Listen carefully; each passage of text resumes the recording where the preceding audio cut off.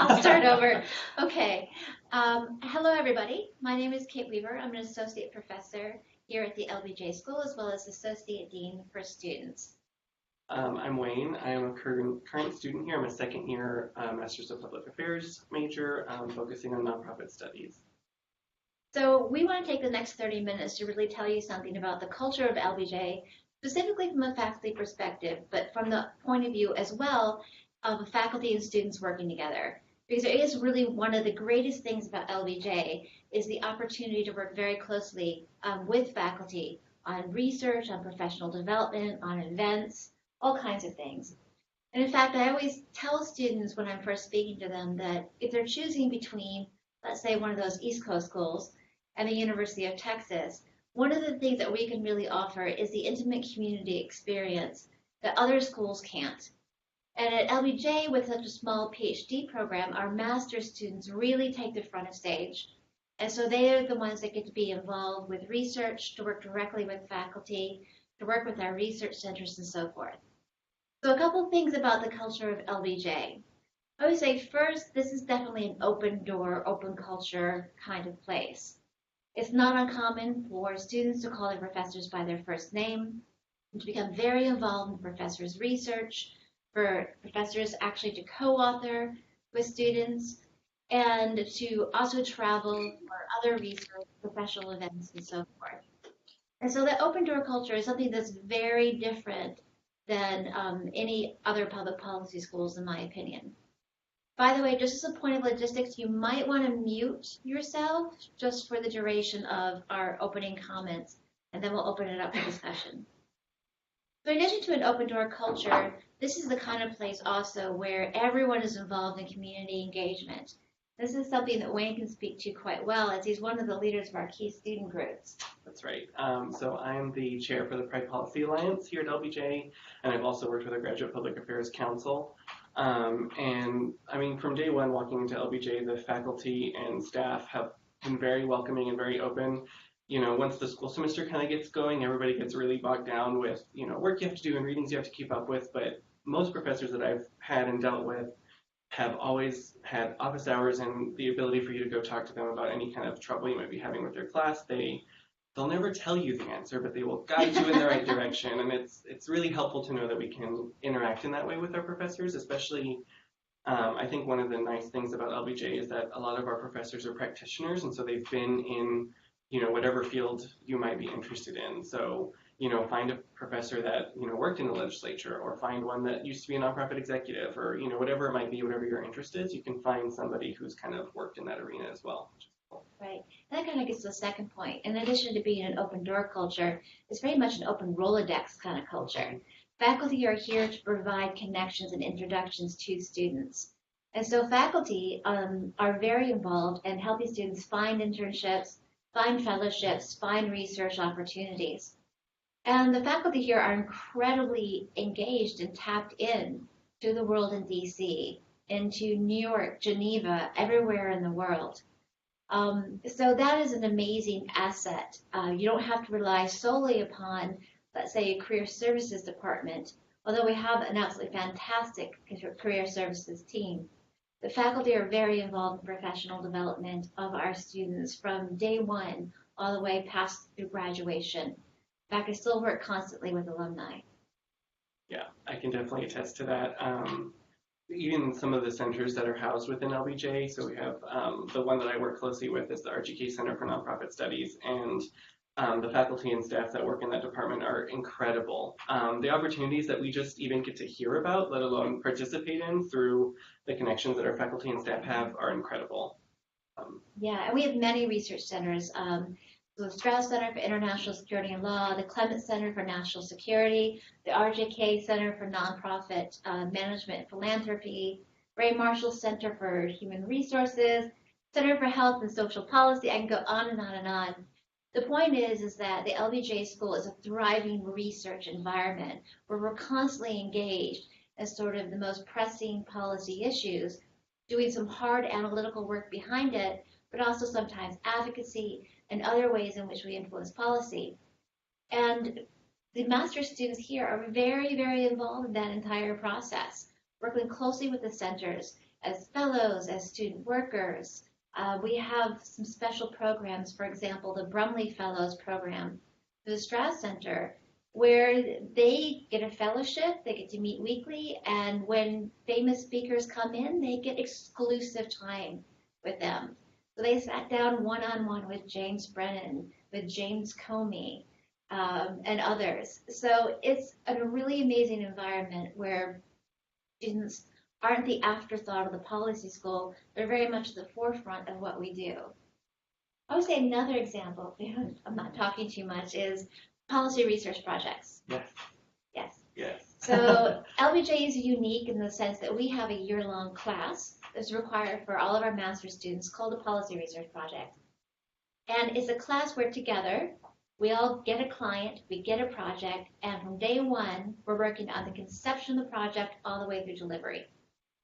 Now, this is very much where the rubber hits the road in terms of applying what you've learned in your LBJ coursework to a real life project that's going to have real consequences. And so for a year, you're intimately working in this group with faculty members in very much a situation where it's a peer relationship, figuring out how we're going to deal with our clients, how to manage that relationship, how to get to our deliverables, manage the budget, etc. And I've had huge experiences, those amazing experiences with my PRPs. I myself do work in international development. So when I've done PRPs, they've often involved taking my students abroad to do primary research, whether it be in Uganda, going to the northern part of Uganda to work with NGOs around capacity building, or worked in the nutrition sector. I took several students with me to Nepal to do primary interviews among aid donors. We've also been to Kenya, Malawi, Ethiopia, East Timor, and so forth, Honduras. And it's just been not only fantastic to see how well the students do and really learning and applying their knowledge on the ground in these areas, but just traveling with students. I mean, it's far more fun. If you're going to be 45 hours in the air on the way to Malawi, why not do it with a bunch of very fun people? It really makes the whole trip a lot more enjoyable. And the Lbj School environment is such where the faculty and students work on that level. So together that we tackle these big policy problems as a team, not as individuals. Right. And my experience with the policy research project was more domestic. So I'm a Master of Public Affairs, so I focus on more of the, U.S. side of things. And I've always been interested in social and education policy. So I lucked out that there was an early childhood policy research project with an incredible faculty member, Dr. Osborne, Cynthia Osborne. And just based on my previous work and the lining up with this class, I got to work with a client who I had worked with in the past, but got to interact with them in a very different way, in a very different capacity. And it was I think I learned most of my practical skills from that class. They can be frustrating. You're working with a group of people for a whole year, and so you really learn a lot about group dynamics and project management and kind of leading through a little bit of ambiguity because we are dealing with real world, real clients, real people. And so a lot of times you walk into a graduate school class and, you have a syllabus and this is what you're going to do day to day. At least with my PRP, it was a little bit more like, here's our problem. Here's what we want to do about it. How are we going to get there? And so we had a big hand in kind of directing kind of what we did and how we did it, which was, it was very interesting and a lot of fun. And we got to do in-person surveys of students in early child care centers in Austin. So if you're interested in anything, more often than not, you'll be able to find a PRP that really aligns with something you're interested in, or at least peripherally interested in, and get that hands-on experience. Yeah, what's exciting for me also is once students get that real in-depth experience, working in the field, doing primary data collection, producing a product for a client, at least very marketable skills and experiences. So last week I had this wonderful very quick trip down to Argentina, to Buenos Aires, to participate in the International Open Data Conference. And this is an area where I've worked for a long time on my own research and have involved students quite centrally. And sure enough, I got there and several of my former students were there representing major agencies in the field. And so, I hadn't seen a couple of them for a couple of years. went out for steak and some Malbec, did a little tangoing. But it was just amazing to see that only, in these cases, 2 years after the graduation, my students were in top positions in these organizations, making a really big difference in terms of promoting open data policies and international development. And just being able to see that circle close a bit was incredibly rewarding.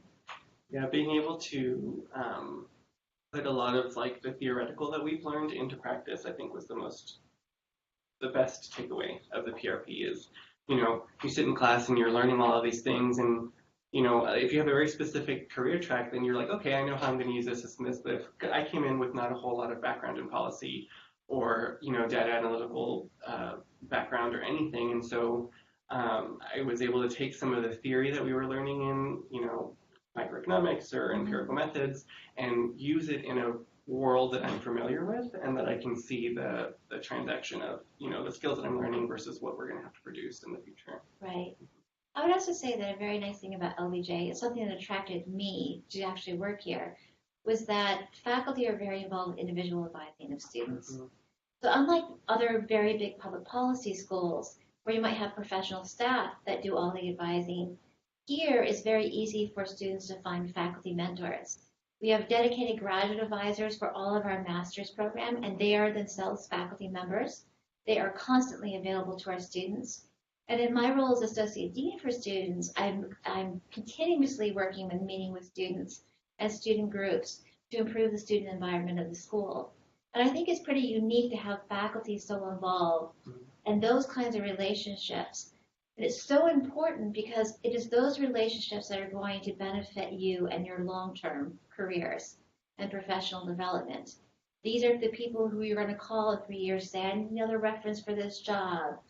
Or I heard about this internship. It might be great for another student of yours. It is that network that grows and grows and grows. And so I would say if you're checking out other public policy schools, ask that important question. Are faculty accessible? Do they have open door policies? How do they work with students individually? And am I going to have to compete with other students to get the attention of faculty members? Or is it going to be an easy experience? And I think at LBJ, we are the latter. We're the kind of environment where it's very easy for students to connect to faculty, and it's core to the values we have here. And I have to credit Dr. Weaver with a lot of this. So the fact that, I feel like we're building a relationship through being student leadership and just having an associate dean of students, I think makes a really big difference to that faculty-student dynamic. And coming in, I felt it, but having you in this position kind of has been laying more groundwork in that sense. So I think the open door policy is just true. Like you see a lot of professors just like walking up and down the halls. Like our classes are in the same buildings as their offices. And so you see them every day.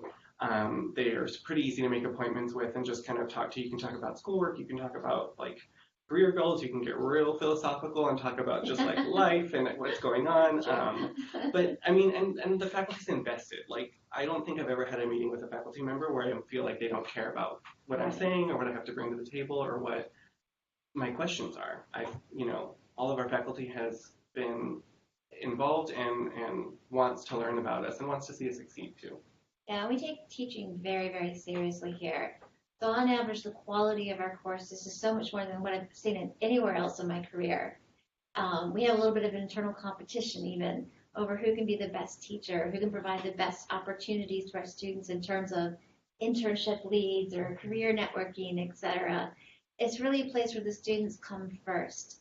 And I hate to say it, but it's not always the case at some graduate programs.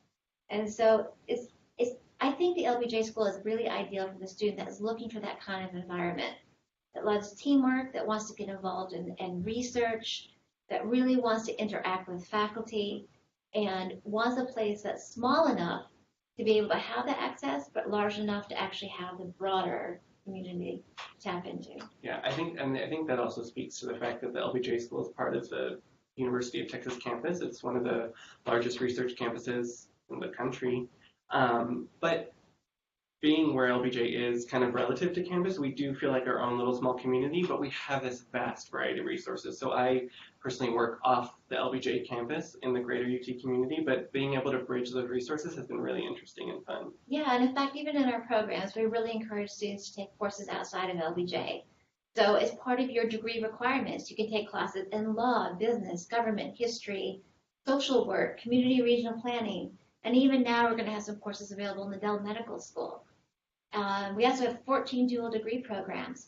That means that you not only have access to the amazing faculty of the Lbj School, you have access to the entire UT faculty. And this is a very big place. Well, and having relationships with the LBJ faculty gives you those connections to make the greater UT world seem a little bit smaller. Because I was lucky enough to go to undergrad here, and so I kind of knew the lay of the land. But coming in with no perspective on kind of the UT landscape, it's nice to have a close-knit community here that you can kind of help bridge that gap to the greater university. Yeah, absolutely. So I think we'll shut up now and see if you all have any questions. We welcome you all to ask anything that's on your minds.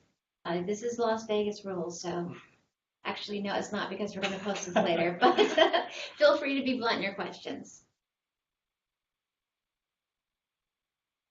The awkward moment while we wait. Something you will learn at LBJ is we're comfortable inside. I think while we're waiting for questions, maybe we'll also talk about some of the events that we're working on together. So, for example, this week I'm working with our public affairs. Public affairs? What does it stand for again? Public affairs. Association for Communities of Color. Association for Communities of Color, right. We're working together on a diversity and inclusion talk, co-sponsored with the Division of Diversity and Community Engagement here at UT. And we're going to be doing a series of events around D&I that are pulled together by the faculty, the dean's office, UT resources, and then our student groups like PAC, the Pride Policy Alliance, the Feminist Policy Alliance, our GPAC group, which is the Graduate Public Affairs Council. And it's really neat to see all these groups and individuals come together around one common cause, and that is to raise awareness and think about how we tackle diversity and inclusion as a goal in our daily lives. And we're going to be hosting a series of these events focused on race, ethnicity, sexual identity, gender, international or citizenship status. And I think those are critical conversations that we need to be having right now in public policy that people are shying away from because it's too partisan, it's too hostile. Yet here at the Lbj School, we have a close-knit community that has these common values and wants to tackle the difficult dialogues because ultimately we're going to be those leaders in public affairs. And so it's really great that we have the kind of environment where we can actually have those discussions. Yeah, it's really exciting. We're having an equality project, kind of an LGBTQ advocacy program next week for as the legislature kind of opens up and elections come around. So I'm excited. Yeah, as you can imagine, it's quite busy here rolling up to midterms. People are doing get out the votes and other things that are very, very much show off the political engagement of the school itself. I think we could also talk about some of the other highlights of the Lbj School, such as Barbara Jordan Week. Mm-hmm. You want to talk about that? Yeah, so we were lucky enough to have Barbara Jordan as a faculty member at LBJ. And so now we honor her legacy during the Barbara Jordan National Forum, where we have a week-long series of events, typically involving all of the student groups to celebrate her legacy. Every year we usually pick a quote and kind of tailor the week of events along that idea. I'm not sure what the quote is this year. I'm not sure they've picked it yet, but it's exciting to see kind of all the students and the student groups come together to put on an event to honor someone with a legacy like Barbara Jordan. And it's nice to see that we're celebrating that legacy and former faculty. Yeah, and we've got some amazing faculty on staff as well. This coming spring, Admiral Bill McCraven will be joining us on faculty. He's just an amazing person, so approachable. And the fact that we're going to have him here for students to interact with, is just a remarkable resource. The kind of connections he's going to bring. We have also Joaquin Castro. Oh, yeah. Yeah, and I'm trying to think of some of the other. Julie Julie Kavanaugh, our diplomat in Mm-hmm. residence. We have an ambassador in residence program that brings in ambassador, deputy ambassadors from the U.S. State Department to sit here at the Lbj School to be a resource for our students interested in foreign policy and State Department careers. And it's made all the difference in terms of our success rate, in terms of placing people in foreign service in the State Department. And we have a very, very clear pipeline. Yeah. And last year we had William Castro as a Yes. professor in residence, which is, I stood behind him in line for food, which is just fun. It was just an interesting experience to kind of get to know faculty and this level of faculty, and just incredible. Yeah. And in a student's first kind of environment, when we get some big wigs in, like we had Joe Biden here, I think it was last year, and students had exclusive access to him. In fact, I couldn't go to the event because I couldn't get a ticket. Students were given first priority, and the chance to talk with him one-on-one, to meet as a group. They took that amazing picture of Joe Biden in the middle of Lbj students. We've got some other really big names coming up this year, so pay attention to our events list. It is very exciting. I have to keep a lookout for that. Oh yeah, you don't know yet. Just keep an eye out. Coming out soon. Oh. But this is the kind of place where we have debate watches. We've got movie screenings. In fact, I don't know if you can see behind, but Woody Harrelson was here when we did the debut screening of the Lbj movie directed by Rob Reiner. And so that was kind of fun seeing him roam around. Yeah, I got to be a part of the Q&A with him and Rob Reiner, and then go to the screening, which is so cool. Yeah. It's really interesting to see. Yeah, a couple of years ago, we also had the 50th anniversary of the Civil Rights Act, and we had 4 presidents come through. So George H.W. Bush, George W., Bill Clinton, and Barack Obama. And that was just absolutely amazing to see them within a few feet of where we just hang out every day. It was just absolutely incredible. We also have a Washington Center for those of you who might be thinking about why Texas versus a school in D.C. if we really want proximity to those at the center of policymaking. We have a Washington Center that serves as that connecting point. And every week, how would you say, how many speakers do we have every week, Wayne? Here, at least 3 or 4 a week. Yes, 3 or 4 major talks every week, which is also why don't ever worry about being hungry at the Lbj School. There is so much food here because of all our talks, and constant opportunity to do things outside the classroom that add to your experience. It's a really, really busy and thriving place to be. And I think the DC culture, at least nowadays especially, they love to get out of DC and come to Austin, where it's happening. Any questions? You're being conspicuously silent. So if you need to turn your microphone on, you can go ahead and do that, or you can feel free to type in the chat box.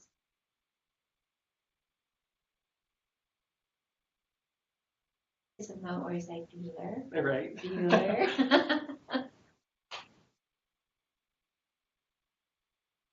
Hey guys, this is Gwen in OSA. I have a question, which is, what's something that surprised you about Lbj, both from the faculty perspective and from your experience as a student, Wayne? Yeah, I think for me, and I'm not saying this just because this is the faculty panel, but I think that accessibility to faculty was surprising to me coming in. I had been at UT for undergrad, and so not knowing, I didn't really know about the Lbj program. I knew it existed, but walking in here and seeing faculty walk around and being available was surprising and exciting to see, because I knew that we had that kind of access, which was nice to know coming in. I would say I was similar surprise coming in as a faculty member.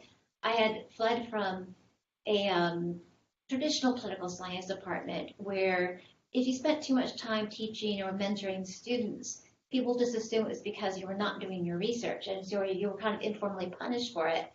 Came here to Lbj School and seeing the genuine, sincere sort of importance placed upon teaching and mentoring was an incredibly liberating experience for me, and something that made me incredibly happy. And that's why I've stayed for the last 10 years, is I want to be in an environment that values, that work closely with students, that values the quality of our teaching.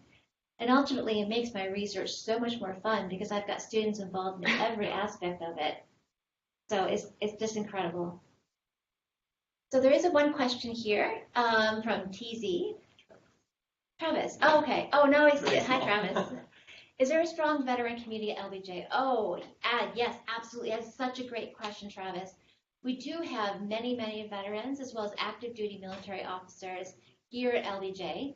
As you can imagine, Texas is a bit of a draw for our men and women in uniform, in part because of the proximity to the bases and the Air Force bases that are very close to Austin.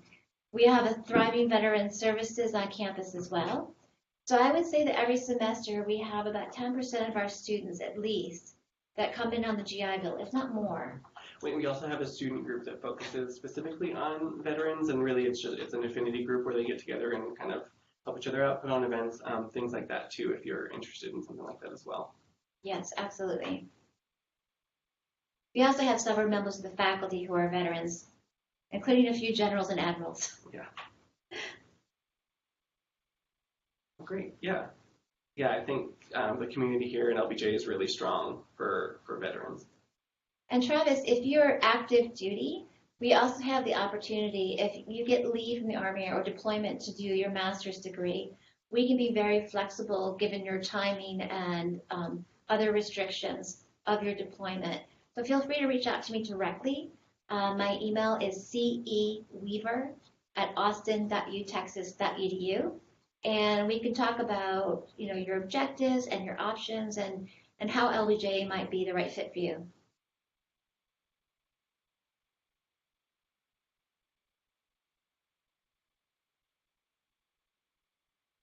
No problem. Is everyone else just being shy, or are you eating your lunch? Just remember that we are very accessible to you all during this period where you're applying to graduate schools. And truth in advertising, if you give me a call and we talk about what you're interested in, I'll give you the real deal on what other public policy schools might be a better fit for you.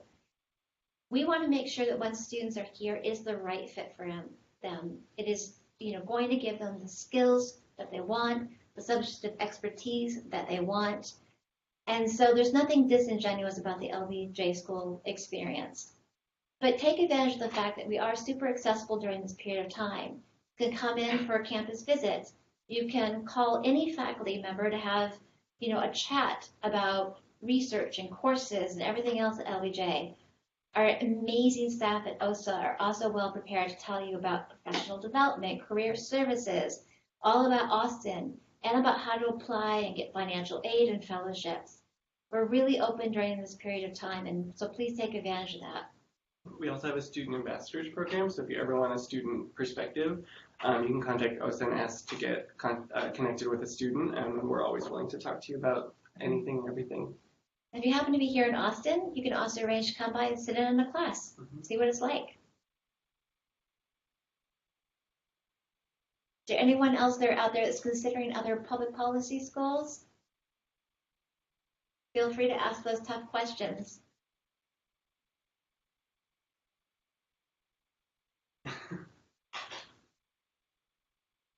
At this point, I had too much information. I didn't know what to ask yet, so I get it. Yeah, no, I totally understand. We are going to have several more webinars. Some will provide a deep dive in the details about how to apply.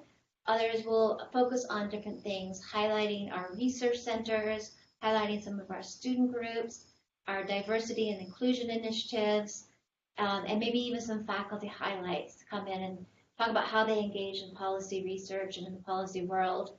When was the last time they testified, and when was the last time they went to consult on the Hill, and so forth. So I hope you get to see all sides of the Lbj School, get as much information as you'd like before you decide to apply. I think with that, we're pretty much out of time. I'll give you my email address once again. Actually, maybe you could type it in for me. Yes, and then Wayne will also provide his email address. At Austin. Yeah. So at any point in time, if you just want to shoot us an email to ask any individualized questions, we are always happy to talk with you. Type when the public is watching. Yeah, you can call me Kate, by the way. I don't like titles. And there's Wayne's. Thanks very much for joining us today. We hope you learned something, and we hope to hear from you again soon. Bye.